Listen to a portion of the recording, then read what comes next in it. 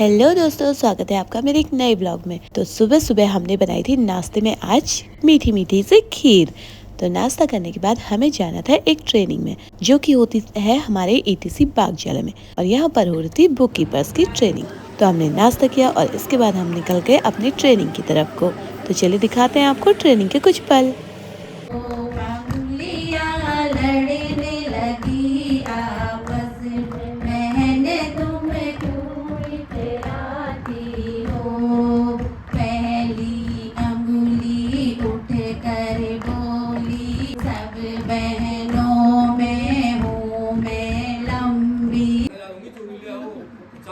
आपके साथ हैं और आप डर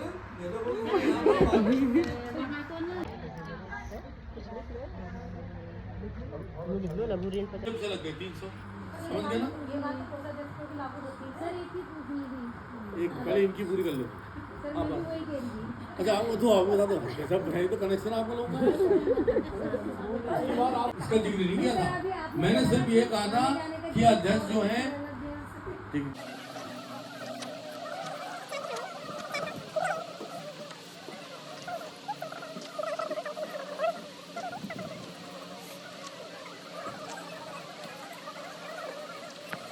उसका ब्याज हमारा 50 रुपया हो गया। तो हर महीने में आगे बढ़ते बढ़ते जैसे हमने पहले हमने उसको दिए 100 लिए थे, तो उसमें क्या गया ऋण के बारे। अब हम आते हैं टाइटल नंबर पे सदस्य द्वारा ऋण राशि जमा, मतलब पर आपसे सॉल्व कर लेके रहेंगे। सलाते गए हम लेते गए। मेरा नाम रीना है, मैं गोलापाल के आशीर्वाद क्लस्टर की बुक कीपर हूँ। तो जैसा मेरे उसमें है व्यय खाता। अब व्यय खाता जो हम समूह की तरफ से कोई व्यय करते हैं यानी कि खर्चा करते हैं किसी भी। तो सबसे पहले इसमें हम इसको 4 भागों में डिवाइड कर लेते हैं। पहला हमारा आता है ग्राम संगठन ऋण पर ब्याज। जो हमने ग्राम संगठन यानी कि हमारे पास समूह है, हमारे 10 से 12 महिलाओं को जो भी समूह है, हमारे पास जो पैसा उसे तो हमने ऋण में दिया ही है, लेकिन जो हमारे ग्राम संगठन से अगर हम कोई भी ऋण उठाते हैं, जैसे ग्राम संगठन में हर समूह के लिए पैसा आता है, तो हम वहाँ पर प्रस्ताव लिख के रखते हैं, उस प्रस्ताव के जरिए हमें पैसा दिया जाता है। तो लेकिन उसका क्या होता है, जैसे हमारे समूह का ऋण हमने लिया था, समूह में ही ब्याज जमा करना था। अभी क्या हुआ, हमारा ऋण हमने लिया है ग्राम संगठन से, तो हमें उसका ब्याज भी ग्राम संगठन को जमा करना है। तो वो अभी तो हमारी आय होती जो हमने समूह में ब्याज दिया था, लेकिन अभी हमने किसी और को ब्याज दे दिया, तो वो हमारा हो गया व्यय, तो उसे हम व्यय में शामिल करेंगे अपने। उसके बाद आता है बैंक ऋण पर ब्याज। अगर हमने जैसे CCL मेन चीज यहाँ पर जो होता है, हमारे सभी महिलाओं को CCL निकालती है समूह में, तो उसका भी ब्याज हमें वापस नहीं मिलता है। वो एक बैंक का ऋण है जो हमें बैंक से एक प्रस्ताव बना के हमारी ब्लॉक द्वारा वहाँ पर फाइल वगैरह जमा करके हमें ऋण को दे दिया जाता है, लेकिन उसका ब्याज हमें व्यय होता है वो हमारा, क्योंकि वो हमें वापस नहीं मिलता है। वो क्या होता है, वो हमारा बैंक को चला जाता है, उसका हमें कुछ वापस नहीं मिलता है, तो वो भी हमारा एक व्यय खर्चा है। उसके बाद आता है पुस्तक संचालन मानदेय। जैसे मैं बुक कीपर हूँ, मुझे जो भी अपने समूह से संगठन से जो भी मुझे अगर मानदेय दिया जाता है, वो उसी में से दिया जाता है जो हमारी आय हो रही है या फिर वहाँ पर ब्याज आ रहा है जो भी है, लेकिन वो मेरे पास आ गया तो यानी कि वो खर्च हो गया, उसे मैं वापस नहीं करूंगी, वो मेरा मानदेय, तो उसे भी हम व्यय के अंदर लिखते हैं। उसके बाद एक आता है अन्य व्यय। अन्य व्यय के अंदर आप अलग अलग प्रश्न बना सकते हैं, जैसे हमने यहाँ पर पेजों में डिवाइड किया था।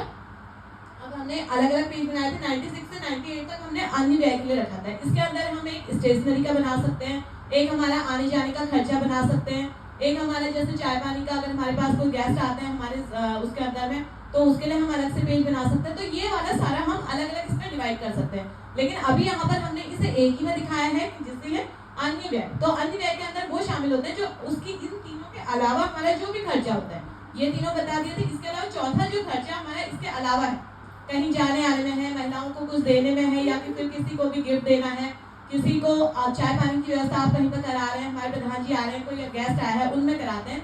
तो जो भी इस तरफ के ऋण होते हैं या इस तरफ के खर्चे होते हैं, या फिर रजिस्टर लिया है, पेन लिया है, कॉपी ली है, जो भी हमारा और खर्चा होगा वो सारा अन्य व्यय के अंदर है। ये देखो सारी महिलाएं आ गई हैं, अब बाकी चीज बाद में बताएंगे। नहीं तो ऐसा करो, बुआ उठाएंगे। हाँ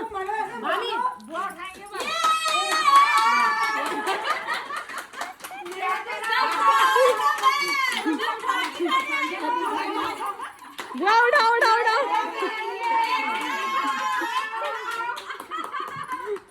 अब देखो ये वो किस्मत बदल दी देखी मैं। यहाँ हटो हटो बुआ बुआ उठाओ।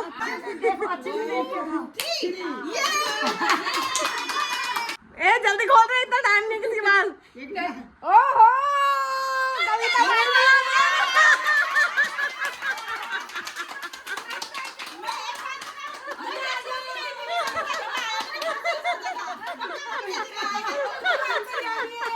तो ये थी हमारी सारी समूह की महिलाएं जिन्हें आज मिला था 50,000 का चेक, क्योंकि हमने बहुत सारे पैसे जमा किए थे और इन चेक में हमने पर्ची सिस्टम किया था। जिसका पर्ची पे नाम निकला उसे हमने दे दिए 50,000 रुपये।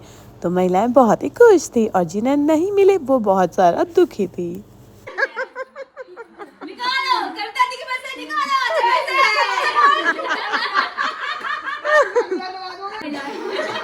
तो ये चेक कटेगा कविता दी के नाम का। आज 50,000 का चेक कटा कविता दी के नाम का।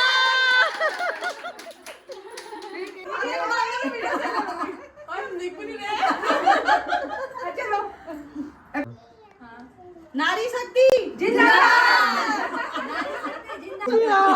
हो गया ना, दोनों में हो गया ना, पापा मेरा हो गया ना। चलो कम ये ओवर हो रहा है। सब लोग कीर्तन भजन में आ जाना, ठीक है। तो इसके बाद ले आए थे मेरे हस्बैंड अपने सर में मेहंदी लगाने के लिए मेरे पास। तो मैंने लगाई इनकी मेहंदी। आज हम जा रहे हैं अपने मायके, तो चलिए आपको ले चलते हैं साथ में।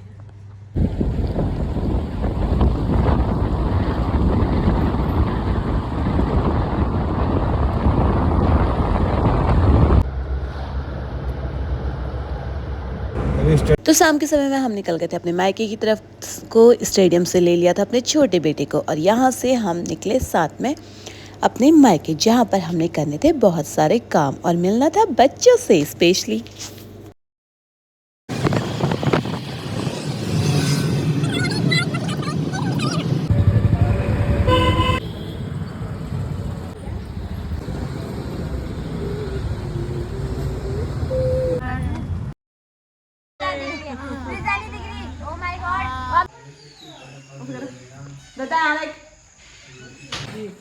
तो जिस काम के लिए हम शाम को घर पे आए थे वो था बाल स्ट्रेट करने का काम। मैंने करनी थी अपनी छोटी बहन के बालों पर रिबॉन्डिंग। हो रहा है ना गरम अभी। हाँ जल भी जाता है हाथ पे, क्योंकि वो आती है जॉब से लेट। और इसके बाद हमने किया था अपना काम स्टार्ट और लगभग रात के 12 बजे तक हमने बहुत सारी मस्ती के साथ काम किया, क्योंकि जितना भी बीच में ब्रेक मिल रहा था उसमें करी हमने बच्चों के साथ मस्ती।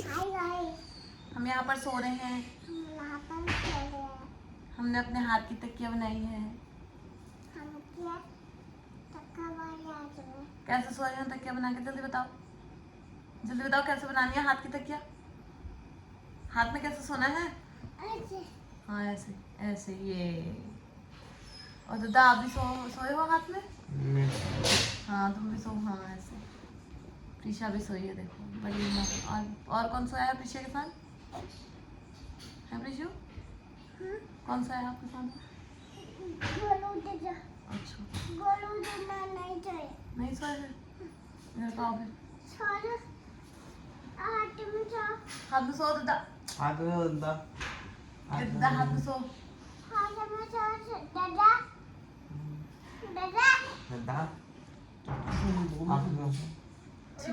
आ जाओ। ओ दादा को रहने दो यार। स्कूल में आपने लेके आए हो? हाँ। अरे दादा तकिया में सो गया, आ जाओ हम भी तकिया में सो जाएंगे। आओ दादा सो गया, आप सो जाओ। आओ अब हाथ में सो रहे।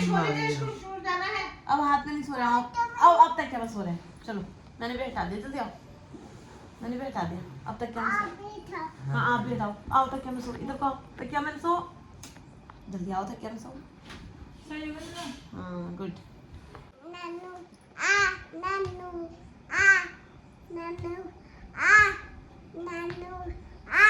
सो गया वो। देखो सो गया पूछो तो।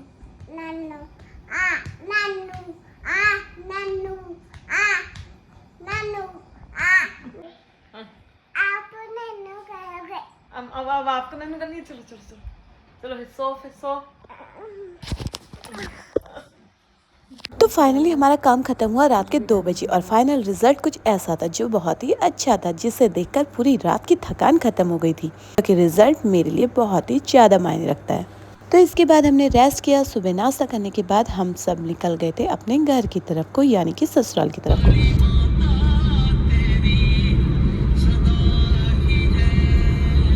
गौला पार्क का मौसम बहुत ही सुंदर था और जो गौला पार्क के रास्ते के नज़ारे कुछ ऐसे दिख रहे थे।